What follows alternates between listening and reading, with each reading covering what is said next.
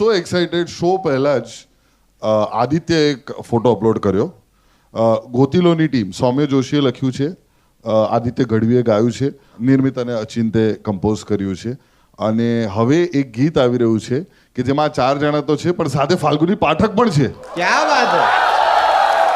Thank you. આમ જોવા જઈએ તો ગ્લોબલ ગુજરાતી ટ્રેક હિટ કોઈ હોય તો એ ગોતિલો છે.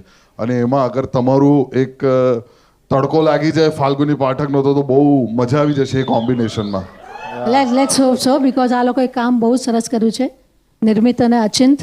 અને આ સૌમ્ય જોશીએ તો શબ્દો લખ્યા છે જાણે તમે મૂર્તિમાં પ્રાણ પ્રતિષ્ઠા કરો ને એવા શબ્દો, એટલે બહુ સુંદર મજા આવશે. આદિત્ય તો છે જ, ઓફકોર્સ ક્લાસ જ છે. આદિત્ય અત્યારે ગુડ ફન. એમની અમેરિકાની કુળદેવીને મળવા ગયા છે લિબર્ટી. મેમ પણ તમે લગભગ હજી સુધી ઓલમોસ્ટ હજારો શોઝ કરી નાખ્યા હશે આજ સુધી જેટલા પણ.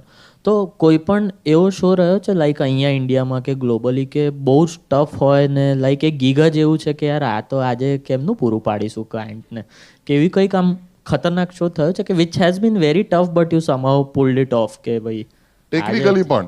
હા, કોઈ પણ રીતે. ટેકનિકલી અમારે એવું હતું, મેં લોકોએ સિડનીમાં ઘણા વર્ષ પહેલાં પ્રોગ્રામ કર્યો હતો અને અમે બધા સાઉન્ડ ચેક માટે ત્યાં આગળ પહોંચી ગયા. આર્ટિસ્ટ લોકો અમે લોકો 2-2:30 વાગે ત્યાં પહોંચી ગયા અને ત્યાં જઈને જોયું તો ત્યાં આગળ સાઉન્ડ સિસ્ટમ જ નહોતી. હા, અને 6 વાગ્યાનો શોનો અમારો ટાઈમ, જોયું તો સાઉન્ડ સિસ્ટમ જ નહીં. હવે કરવું શું બધાને ફોન કર્યા, ગમે તેમ સાઉન્ડ મંગાવ્યો.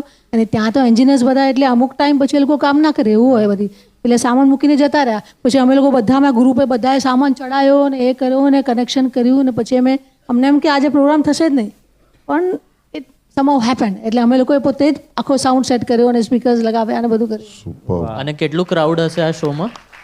હશે અરાઉન્ડ 8,000 જેવું હશે. હું માચીસ. કેવો 8,000 એકદમ 8,000 આટલું તો અમારા બધા પાસે ટોટલ કેશ નથી.